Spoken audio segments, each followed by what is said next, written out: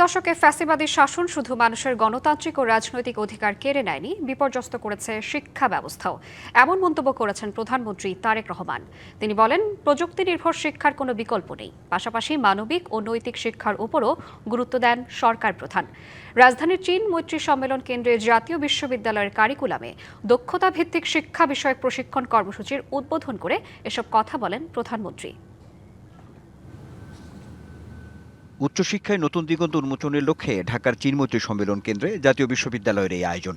যে বিশ্ববিদ্যালয়ের অধীনে দেশের প্রায় ২৫০০ কলেজের ৪০ লাখের বেশি শিক্ষার্থী পড়াশোনা করছেন। জাতীয় বিশ্ববিদ্যালয়ের কারিকুলামে দক্ষতাভিত্তিক শিক্ষা অন্তর্ভুক্তকরণ বিষয়ে শিক্ষক প্রশিক্ষণ কার্যক্রমের উদ্বোধন করেন প্রধানমন্ত্রী তারেক রহমান।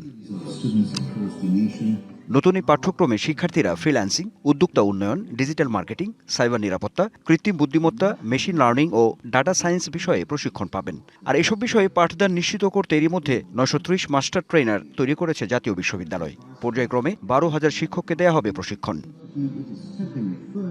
প্রধানমন্ত্রী তার বক্তব্যের শুরুতে বলেন, ফ্যাসিবাদী শোষণ শিক্ষা ব্যবস্থাকেও বিপর্যস্ত করেছে। এবার গণতান্ত্রিক বাংলাদেশের ঘুরে দাঁড়ানোর পালা। দীর্ঘ ১.৫ দশকের বেশি সময়ে ফ্যাসিবাদী শাসন শোষণ শুধুমাত্র দেশের জনগণের গণতান্ত্রিক রাজনৈতিক অধিকারই কেড়ে নেয়নি, বরং অন্যান্য প্রতিষ্ঠানগুলোর মতন শিক্ষা ব্যবস্থাকেও প্রায় ধ্বংসপ্রাপ্ত করে দিয়েছিল। গণতান্ত্রিক বাংলাদেশে আমরা ইনশাল্লাহ অবশ্যই ঘুরে দাঁড়াবো। এবার বিশ্ব এখন চতুর্থ শিল্প বিপ্লবের যুগে উল্লেখ করে এই সময়ে প্রযুক্তি নির্ভর শিক্ষার উপর জোর দেন সরকার প্রধান।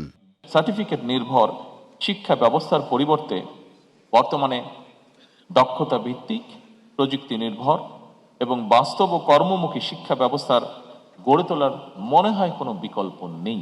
শিক্ষা শুধু ব্যক্তির পরিবর্তনের জন্যই নয়, বরং বর্তমানে প্রযুক্তি নির্ভর শিক্ষা রাষ্ট্রের অর্থনৈতিক প্রবৃদ্ধি, উদ্ভাবন এবং বিশ্বমানের প্রতিযোগিতামূলক সক্ষমতা তৈরিরও প্রধান নিয়ামক। নগদ নিয়ে এলো হার না মানা হার অফার। সর্বনিম্ন ১০,০০০ টাকা রেমিটেন্স নগদে পাঠালে থাকছে স্বর্ণের হার জেতার সুযোগ। নিজেদেরকে যথাযোগ্যভাবে গড়ে তুলতে তরুণদের প্রতি আহ্বান জানান তারেক রহমান। দেশের তারুণ্য এবং ছাত্র যুব শক্তিকে যদি প্রযুক্তিতে, জ্ঞানে, বিজ্ঞানে দক্ষ মানব সম্পদে রূপান্তর করা যায়, সেদিন হয়তো বেশি দূরে নয়, সমৃদ্ধ স্বনির্ভর বাংলাদেশ হয়ে উঠতে পারে বিশ্বের কাছে একটি রোল মডেল।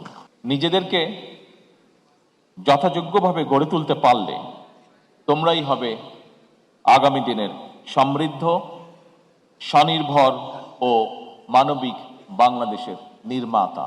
ঐক্যবদ্ধভাবে কাজ করলে দেশের অগ্রযাত্রাকেও রুদ্ধ করতে পারবে না বলেও মত দেন প্রধানমন্ত্রী। সেই অগ্রযাত্রাকে কেউ ইনশাল্লাহ রুদ্ধ করতে পারবে না। Anwar Hossain, DBC news, Dhaka.